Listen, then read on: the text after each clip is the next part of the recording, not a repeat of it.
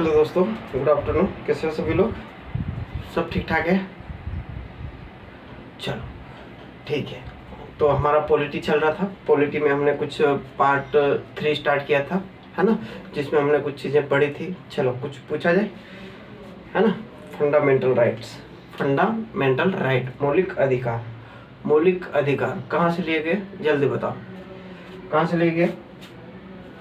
कहाँ से? अमेरिका से। कहाँ से? अमेरिका से। Very nice. चलो नेक्स्ट। और क्या कहते हैं मौलिक अधिकार को? Magna carta. मैग्ना कार्टा, ठीक है, मैग्ना कार्टा कहते हैं। चलो मैग्ना कार्टा हो गया। नैसर्गिक अधिकार भी इनको कहते हैं, क्योंकि जन्मजात मिल जाते हैं, ठीक है। चलो और आर्टिकल नंबर 12। आर्टिकल नंबर 12 क्या कहता है? स्टेट की परिभाषा देता है, डेफिनेशन ऑफ स्टेट, ठीक है, कि कौन कौन से राज्य कैसे क्या है, ठीक है। उसमें हर वो संस्थान जिसके अपने रूल नियम है वो क्या हो जाएगा? सरकार से अटैचमेंट है तो वो क्या हो जाएगा? अपने आप में एक राज्य हो जाएगा, एक राज्य हो जाएगा, ठीक है। आर्टिकल नंबर 13 आर्टिकल नंबर कहता है कि अगर कोई व्यक्ति, संसद या कोई राज्य ऐसे कानून बनाती है जो हमारे मौलिक अधिकारों को क्या करती है? असंगत करती है या परेशान करती है, तो उस मौलिक अधिकार को जुडिशियल रिव्यू के द्वारा शून्य कर दिया जाएगा, ठीक है, कोई दिक्कत नहीं। 14 में आर्टिकल नंबर 14 कहता है कि समता का अधिकार, यानी कि कानून के सामने सब समान है। कानून के सामने सब समान है। ऐसा नहीं कि जो अमीर लोग हैं उनके लिए अलग कानून, जो गरीब लोग हैं उनके लिए अलग कानून, ऐसा कुछ भी नहीं है, ठीक है। तो कानून के सामने क्या हो जाएगा? सब समान हो जाएंगे, कोई दिक्कत नहीं। चलो ठीक है, आर्टिकल नंबर 14 हो गया हमारा। आर्टिकल नंबर 15 कहता है कि कोई भी व्यक्ति या राज्य, ठीक है, लिंग, ठीक है, यानी कि जन्म स्थान, लिंग, जाति, वंश, इन सब के आधार पर कोई भेदभाव नहीं करेगा, ठीक है। इन सब के आधार पर कोई भेदभाव नहीं करेगा। यहाँ तक समझ में आ गया था। आर्टिकल नंबर 15 तक हमारा हो गया था। आज हम बात करेंगे आर्टिकल नंबर 16, ठीक है। आर्टिकल नंबर 16 की बात करेंगे। आर्टिकल नंबर 16 कहता है कि लोक नियोजन में आरक्षण, यानी कि सरकारी रोजगार या किसी पोस्ट नियुक्तियों पर आरक्षण, नियुक्तियों में आरक्षण, ठीक है, लोक नियोजन में आरक्षण, ठीक है। तो राज्य क्या चाहेगा कि किसी जब कोई नियुक्ति करता है तो अपने हिसाब से वो आरक्षण दे सकता है। क्या कर सकता है? आरक्षण दे सकता है, कोई दिक्कत नहीं। तो राज्य क्या करेगा? सभी के लिए समान अवसर पैदा करेगा। क्या करेगा? राज्य के अधीन जो भी नियुक्तियां होती है उसमें सभी उम्मीदवारों के लिए एक सम्मान जो है वो क्या करेगा? एक समान अवसर पैदा करेगा, ठीक है, एक समान अवसर देगा सभी कैंडिडेट्स को, है ना। चलो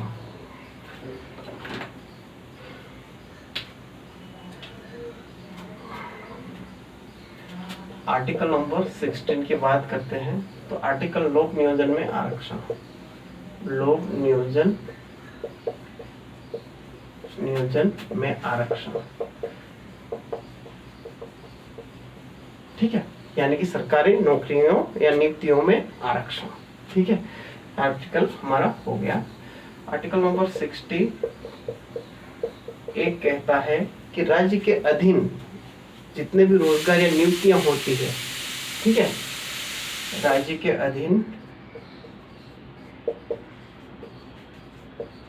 अधीन जो भी नियुक्तियों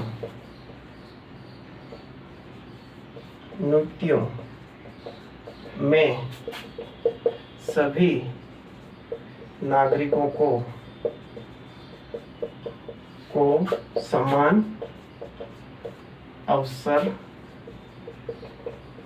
प्राप्त होंगे, यानी कि सभी के लिए कोई सब समान होंगे। सभी को क्वालिफाई करना पड़ेगा एग्जाम, ठीक है।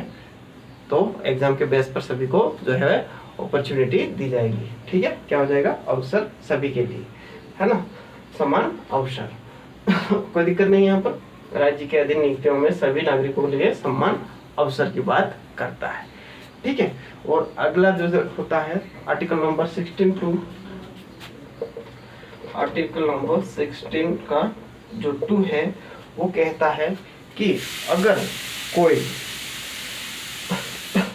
राज्य अपने कोई भी राज्य, ठीक है, कोई भी राज्य जो है वो अपने जो लोकल लोग है वहाँ के उम्मीदवारों के लिए एक स्पेशल प्रावधान लागू कर सकता है। स्पेशल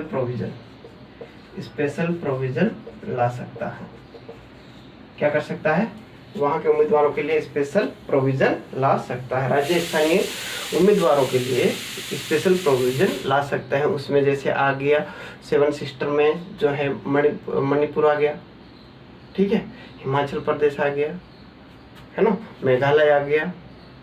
ये राज्य क्या है, वहाँ के उम्मीदवारों के लिए एक विशेष प्रकार का प्रावधान ला सकता है ताकि वहाँ के लोगों को अधिक से अधिक बेनिफिट मिल सके, ठीक है। वहाँ पर जो पिछड़े वर्ग है, जो एजुकेशन से दूर है, उन लोगों को क्या किया जा सके, यहाँ पर जो है वो आरक्षण के जो है उसमें लाभ मिल सके, ठीक है, गवर्नमेंट नियुक्तियों में, है ना। यहाँ तक कोई दिक्कत नहीं। चलो 16 का 3, ठीक है बेटा। स्पेशल प्रोविजन जो है वो सेकंड में नहीं, यहाँ पर क्या कहता है, लिंग, जाति, लिंग, धर्म, नस्ल, जाति, धर्म, लिंग या फिर नस्ल या फिर जन्म स्थान, जन्म स्थान के आधार पर कोई भेदभाव नहीं किया जाएगा, कोई भेदभाव नहीं होगा। ये क्यों कहना चाहता है? देखो, आर्टिकल नंबर 15 में भी हमने पढ़ा था कि जाति, धर्म, लिंग, नस्ल, जन्म के आधार पर जो है कोई भेदभाव नहीं करेगा। वो एजुकेशन में, वो किसमें? आर्टिकल 15 एजुकेशन की बात करता है ना, क्या करता है? एजुकेशन की बात करता है। जबकि 16 जो है वो जॉब में बात, मतलब नौकरी में आरक्षण की बात करता है, ठीक है। तो जहाँ पर जो कोई व्यक्ति जॉब कर रहा है, वहाँ पर कोई नौकरी कर रहा है, वहाँ पर उसे कोई भी जाति, धर्म, लिंग, नस्ल, जन्म के आधार पर कोई भेदभाव नहीं करेगा। ये आर्टिकल नंबर 16 कहता है, आर्टिकल नंबर 16 कहता है, ठीक है। यहाँ तक कोई दिक्कत नहीं। चलो आगे देखते हैं, दिख रहा है सभी को? चलो, कोई दिक्कत नहीं, वेरी गुड।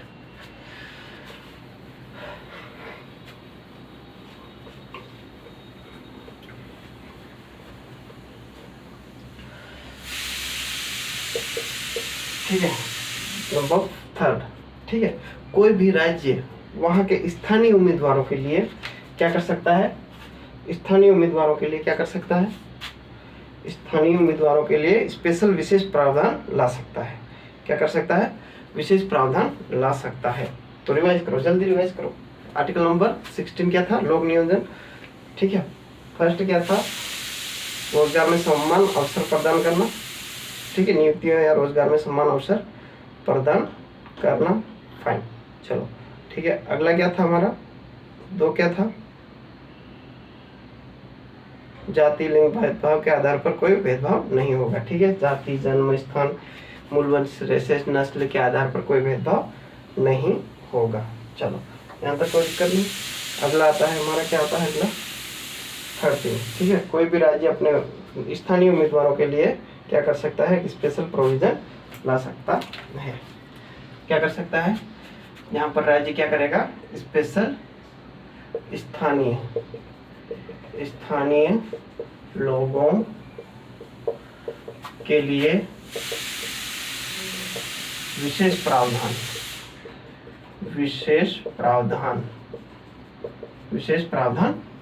ला सकता है, कर सकता है, ठीक है। विशेष प्रावधान कर सकता है। आर्टिकल नंबर 16 का सब क्लोज 4, ठीक है। पिछड़ा वर्ग के लिए कुछ विशेष प्रावधान, पिछड़ा वर्ग के लिए कुछ विशेष प्रावधान किसके तहत? आर्टिकल 16 सब क्लोज 4 के तहत, ठीक है, 4 के तहत कोई दिक्कत नहीं यहाँ पर। चलो, स्थानीय लोगों के लिए विशेष प्रावधान और पिछड़ा वर्ग। चलो, पहला हमने क्या पढ़ा कि लोक नियोजन में आरक्षण, ठीक है, इस राज्य सभी नागरिकों के लिए समान अवसर प्राप्त करेगा, ठीक है, समान अवसर देगा सभी नागरिकों को, ठीक है। 16 में क्या हो जाएगा, जाति, लिंग, धर्म, नस्ल, जन्म स्थान के आधार पर कोई भेदभाव नहीं होगा, ठीक है।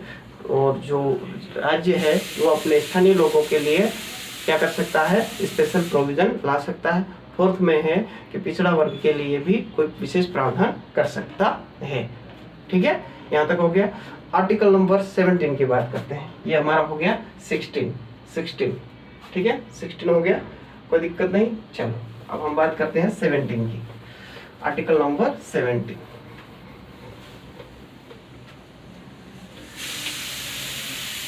आर्टिकल नंबर 17, ठीक है।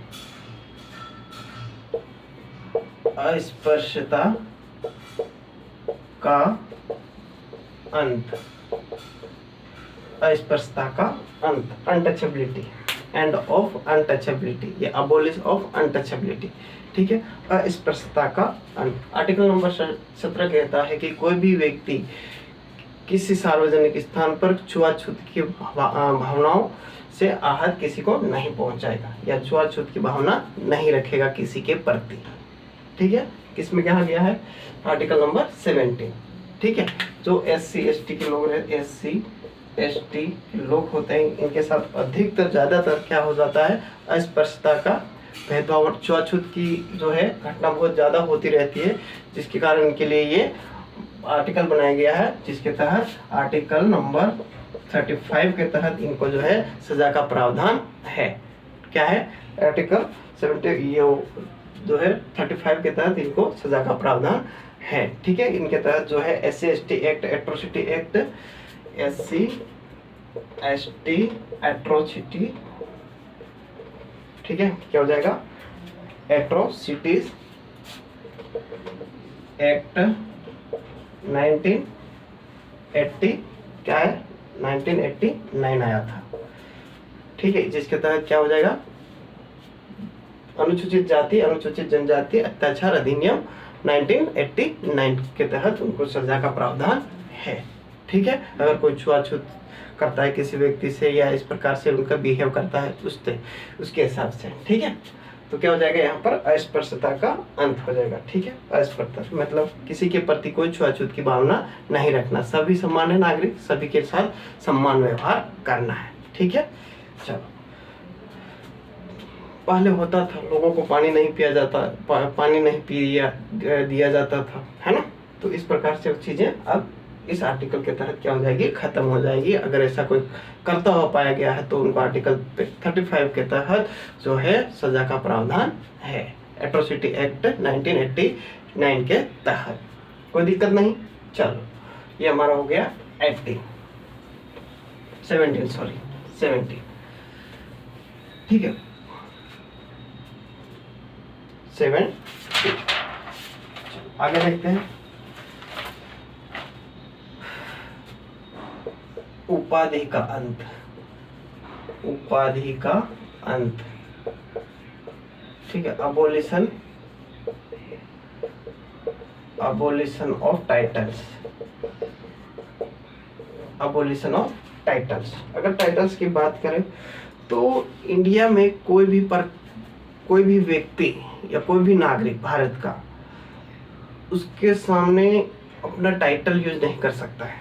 टाइटल जैसे सपोज कीजिए राजा या महाराजा, इस टाइप से, ठीक है, वो एक टाइटल जो होता है ना, वो चीज़ वो यूज नहीं कर सकता, ठीक है। ओनली एजुकेशन के फील्ड में और आर्मी के फील्ड में, ठीक है, या कोई किसी ने कोई चीज़ जीती हो, जैसे किसी को कोई मेडल मिला, पद्म भूषण मिला, अवार्ड मिला हो, ठीक है, उन व्यक्तियों को क्या किया जा सकता है, ओनली जो अधिकार प्राप्त है कि हाँ आप उस अपने नाम के सामने डॉक्टर लगा सकते हो या आर्मी कर्नल लगा सकते हो, जनरल लगा सकते हो, ठीक है, तो इनको छूट है ना, एजुकेशन में और आर्मी में, एजुकेशन और आर्मी में, ठीक है, कोई दिक्कत नहीं।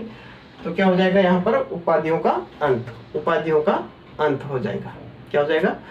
कोई भी व्यक्ति जो है वो अपने नाम के आगे कोई भी उपाधि या टाइटल नहीं लगा सकता है, जैसे राजा, भोज, गंगू, तेली, इस टाइप से। ठीक है, राजा या कुछ भी कोई भी उपाधि ले लो तो नहीं लगा सकता है। ठीक है, इसके बाद अगर कोई व्यक्ति को विदेश में, है ना, विदेश से कोई टाइटल प्राप्त हो रहा है ना, क्या हो रहा है? विदेश से कोई टाइटल प्राप्त हो रहा है तो भी वो भारत में जो है वो नहीं ले सकता है। उसके लिए उस राष्ट्रपति की जो है परमिशन लेनी पड़ेगी। क्या लेनी पड़ेगी? परमिशन लेनी पड़ेगी। जैसे नाइटिंगेल उपाधि दे दी, है ना, इस टाइप से। तो क्या होगा, यहाँ पर जो परमिशन है वो किससे लेनी पड़ेगी? राष्ट्रपति से लेनी पड़ेगी। इसके बाद ही वो जो है वो लगा सकते हैं। ठीक है, कोई दिक्कत नहीं यहाँ तक। तो यहाँ पर उपाधियों का अंत हो गया, कोई दिक्कत नहीं, समझ में आ गया सारी चीजें। चलो, भारत का नागरिक कोई विदेशी भी विदेश की उपाधि भी धारण नहीं कर सकता है। अगर करना हो तो क्या करेगा? वो राष्ट्रपति से आपको परमिशन लेनी पड़ेगी। ठीक है, चलो अब हम बात करते हैं आर्टिकल नंबर 19 की। आर्टिकल नंबर 19, सॉरी ये 18 का लेना है ना, ये 17 हो गया प्रस्ताव, 18 था जो उपाधियों का अंत, आर्टिकल नंबर 18, है ना। चलो अब हम बात करते हैं 19 की। 19 की बात करें हैं तो 90 में क्या है? स्वतंत्रता का अधिकार है। क्या है? स्वतंत्रता का अधिकार। 19 बात करते हैं हम 19 से 22 तक, क्या आ जाता है हमारा? स्वतंत्रता का अधिकार। स्वतंत्रता का अधिकार आ जाता है, स्वतंत्रता का अधिकार। ठीक है, 19, आर्टिकल 19 से 22 तक। ठीक है, अब हम बात करते हैं यहाँ पर 19A का सब क्लोज ए। ठीक है, 2 का बी, सी, डी, ई, एफ और 1 का जी। 1 का जी कितना हो गया? 1 2 3 4 5 6 7। ठीक है, कोई दिक्कत नहीं। आर्टिकल नंबर 19 क्लोज 1 सब क्लोज ए। ठीक है, क्या कहता है?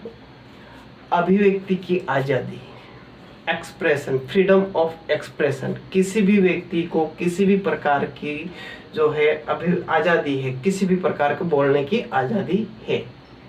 ठीक है, कोई व्यक्ति कुछ भी अपने अंदर जो भी आ रहा है माइंड में उसको एक्सप्रेस करने की आज़ादी रखता है। ठीक है, तो अभिव्यक्ति की आज़ादी, अभिव्यक्ति की आज़ादी। ठीक है, फ्रीडम ऑफ एक्सप्रेशन। कोई भी व्यक्ति किसी के सामने भी अपनी जो भी इच्छाएं, ठीक है, जो भी भावनाएं हैं वो किसी के सामने रख सकता है। इसी के अंतर्गत क्या आ जाएगा? हमारा मीडिया आ जाएगा। मीडिया भी इसी के अंतर्गत आ सकता है क्योंकि वो एक्सप्रेस करना चाहता है, ठीक है, अभिव्यक्त करना चाहता है चीज़ों को, अपने विचारों को, अपने भावनाओं को। ठीक है, तो किसके अंतर्गत आ जाएगा? अभिव्यक्ति की आज़ादी के अंतर्गत आ जाएगा। कौन? आर्टिकल मीडिया या कोई भी व्यक्ति जो कुछ बयान बोलना चाह रहा हो। ठीक है, अभिव्यक्ति के बाद आ जाएगा यहाँ पर बिना हथियार, दूसरा हमारा आ जाएगा। ठीक है, ये 19 आ जाएगा, ये 19, सब 19 वाले हैं, सब 19 वाले हैं। 19 का 1 ए, 1 का बी, 1 का सी, 1 का डी, 1 का ई, 1 का एफ, 1 का अभिव्यक्ति। इसके बाद जो है दूसरा हमारा क्या आ जाएगा? बिना हथियार के लिए, बिना हथियार के सभा कर सकते हैं। अगर सपोज कीजिए कोई गवर्नमेंट जो है वो नहीं सुन रही है चीज़ों को, ठीक है, तो आप अपने आवाज़ को, अपनी आवाज़ न दब सके, अपनी आवाज़ उठाने के लिए आप बिना हथियार के क्या कर सकते हो? सभा कर सकते हो। बिना हथियार के, बिना हथियार के सभा करना, सभा करना। बिना हथियार के सभा कर सकते हो। ठीक है, अपने आवाज को बुलंद करने मतलब अपने आवाज को जो है वो उठाने के लिए आप बिना हथियार के सभा कर सकते हो। ठीक है, सभा कर सकते हो। सी में आ जाएगा संगठन। ठीक है, कोई भी ऑर्गेनाइजेशन या संगठन, एनजीओ, इस टाइप का कुछ भी खोल सकते हो, आपको आज़ादी है। ठीक है, अगर आप कुछ लोगों के कल्याण के लिए कुछ करना चाहते हो, कुछ किसी प्रकार का संगठन बनाना चाहते हो, तो किस आर्टिकल के तहत आपको आज़ादी है, आप बना सकते हो, संगठन कर सकते हो, बना सकते हो। ठीक है, आपको आज़ादी। तो ये हमारा हो गया संगठन। ठीक है, पहला हो गया अभिव्यक्ति की आज़ादी, दूसरा हो गया सभा करने की आज़ादी। ठीक है, बिना हथियार के सभा करने की आज़ादी, दूसरा संगठन बनाने की आज़ादी। ठीक है, फाइन। चौथा क्या हो जाएगा हमारा, चारों ओर बिना रोक टोक के भारत में चारों ओर घूमने की आज़ादी। ठीक है, बिना रोक टोक चारों ओर घूमने की आज़ादी, बिना रोक टोक। तो चार में चारों ओर घूमने की आज़ादी, चार में चारों ओर घूमने की आज़ादी। ठीक है, चारों ओर घूमने की आज़ादी। ठीक है, अब व्यक्ति सपोज कीजिए घूमने गया है, भारत के कोने कोने में क्या करने गया है, घूमने गया। सपोज कीजिए कोई एरिया वहां पर अच्छा लगा उसको, ठीक है, उसने अब वहां पर रहने की ठान ली, तो वो वहां पर रह भी सकता है। तो बसने, ठीक है, क्या कर सकता है, वो वहां पर रह भी सकता है। तो बसने की आज़ादी, क्या करना है, बचने की आज़ादी। ठीक है, वहां पर वो अपना रह भी सकता है, मकान बना सकता है, खरीद कर कुछ भी कर सकता है, वो वहां पर रह सकता है भारत के किसी भी कोने में, कोई दिक्कत नहीं। चलो ठीक है, अब जो एफ है जो है वो राइट टू प्रॉपर्टी था। ठीक है, क्या था, राइट टू प्रॉपर्टी, इसको डिलीट कर दिया गया है ना, क्या कर दिया गया, डिलीट कर दिया गया। और डिलीट कर दिया यानी कि 44 कॉन्स्टिट्यूशनल अमेंडमेंट 1978 के तहत उसको यहाँ से हटाकर, यहाँ से डिलीट करके 300A या 300 क में रखा गया है। ठीक है, कानूनी अधिकार मतलब जो है प्रॉपर्टी, राइट टू प्रॉपर्टी, अब उसको कानूनी अधिकार बना दिया गया। ठीक है, कोई दिक्कत नहीं। चलो जी, व्यवसाय करना।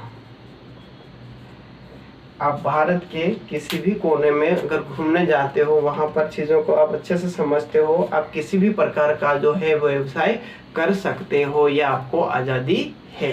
क्या है, आज़ादी है। भारत के किसी भी कोने में आप जो है वो व्यवसाय कर सकते हो। ठीक है, व्यवसाय कर सकते हो। चलो, तो हमने 6 प्रकार के राइट्स पढ़े हैं। ठीक है, 6 प्रकार की आज़ादी पड़ी है। ठीक है, टोटल 7 थे, लेकिन 44वें संविधान संशोधन के तहत 44वां संविधान संशोधन 1978 के तहत उसको हटाकर 300 क में रख दिया गया, उसको कानूनी अधिकार बना दिया गया। ठीक है, चलो, तो पहला हमने अभिव्यक्ति की स्वतंत्रता, अभिव्यक्ति की आज़ादी, दूसरा बिना हथियार के आप सभा कर सकते हो। ठीक है, आप कोई भी संगठन बना सकते हो। ठीक है, जैसे कोई भी संगठन, एनजीओ ले लो या कुछ और जो समाज के कल्याण के लिए हो, कोई 3 हो गया।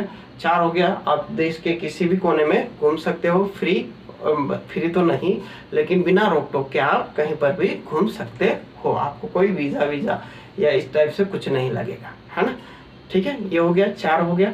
5 हो गया, सपोज कीजिए घूमने गए कोई जगह, वहां पर आपको पसंद आ गए, तो आप वहां पर रह भी सकते हो, वहां पर बस भी सकते हो, रहने भी लग जाओगे तो कोई दिक्कत नहीं है। ठीक है, इसके बाद राइट टू प्रॉपर्टी का अधिकार जो है वो काम डिलीट कर दिया गया, एफ में था। और जी में जो है वो आप कहीं पर भी व्यवसाय कर सकते हो, कोई दिक्कत नहीं। चलो, ये हमारा हो गया आर्टिकल नंबर 19। आर्टिकल नंबर 19 हो गया, व्यवसाय कर सकते हो। ठीक है, बिना रोक टोक के चारों ओर घूम सकते हो, बचने का आजादी, व्यवसाय। ठीक है, व्यवसाय करने की भी स्वतंत्रता है, कोई दिक्कत नहीं। चलो, वेरी गुड, आगे बढ़ते हैं। यहाँ तक कोई दिक्कत नहीं। चलो देखते हैं आगे।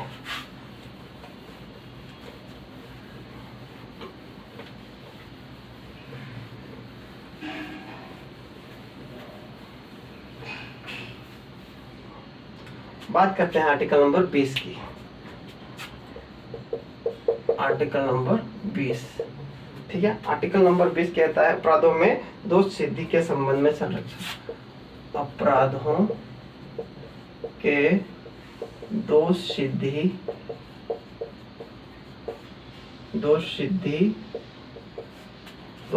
के संबंध में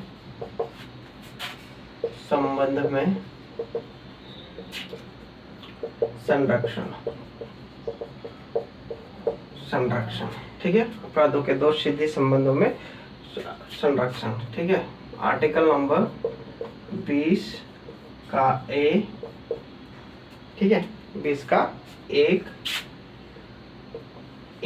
भूतलक्षी का संरक्षण, भूतलक्षी विधि से संरक्षण, भूतलक्षी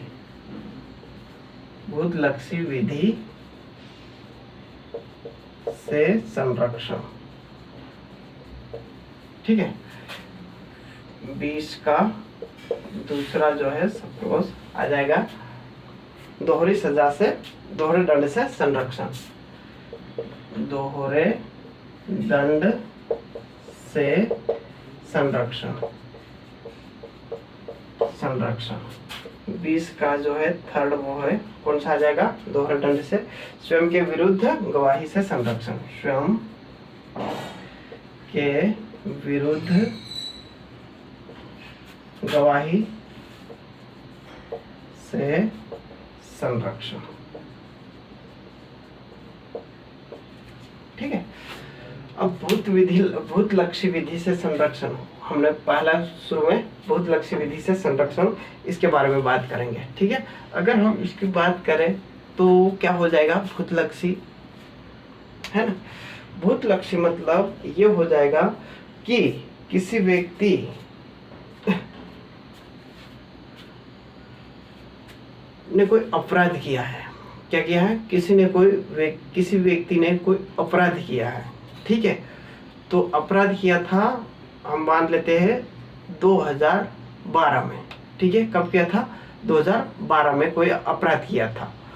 तो उसको जो सजा है वो उस कानून के तहत दी जाएगी जो कानून 2012 में था, उस कानून के तहत जो सजा है वो दी जाएगी उस अपराधी को। जो कानून जिस साल हुआ था उस साल के अकॉर्डिंग उसको जो है वो सजा दी जाएगी कि उस समय इस अपराध के लिए क्या सजा का प्रावधान था, ठीक है। न कि उस समय जो है अपराध हुआ था और आज के समय के अनुसार उसको दंड दे रहे हो तो वो गलत है। सजा जो है वो उस समय के अकॉर्डिंग दी जाएगी, ठीक है।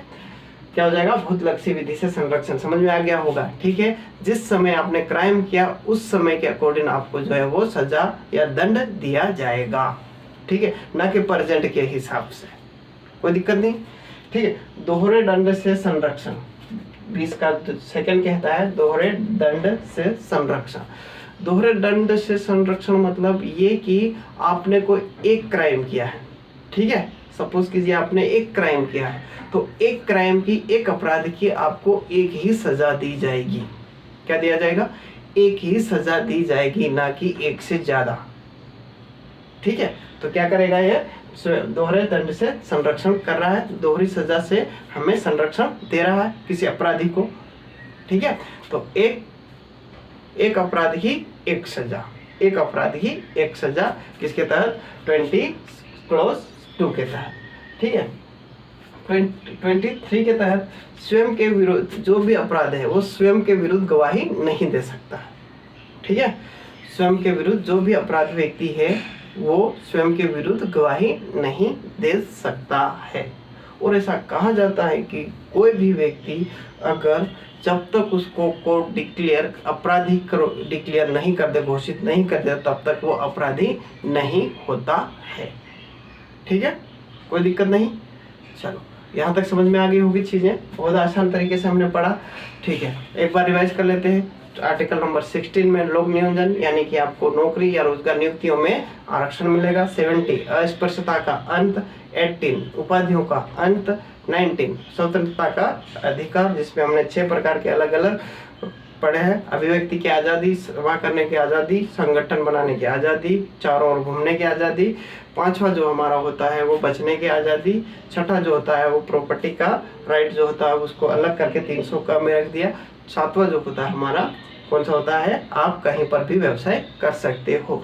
20 में दोष सिद्धि के विरुद्ध संरक्षण हमने यहाँ पर पढ़ा था, जिसमें भूतलक्षी के प्रति जो संरक्षण, भूतलक्षी विधि से संरक्षण यानी कि जिसमें आप सजा उस समय के अनुसार दे सकते हो जिस समय क्राइम हुआ था, ठीक है, ना कि अभी के हिसाब से। दूसरा, एक अपराध की एक ही सजा दी जाएगी, न कि एक से ज्यादा, ठीक है। अगर वो फिर दोबारा क्राइम करता है तो उस हिसाब से उसको सजा दी जाएगी, अदरवाइज आपको एक क्राइम की एक ही सजा दी जाएगी।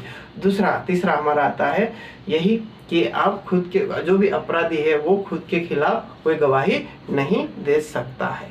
आई होप ये वीडियो आपको अच्छा लगा होगा। आज के लिए इतना है, आगे की क्लास हम कल कंटिन्यू करेंगे। तब तक के लिए धन्यवाद।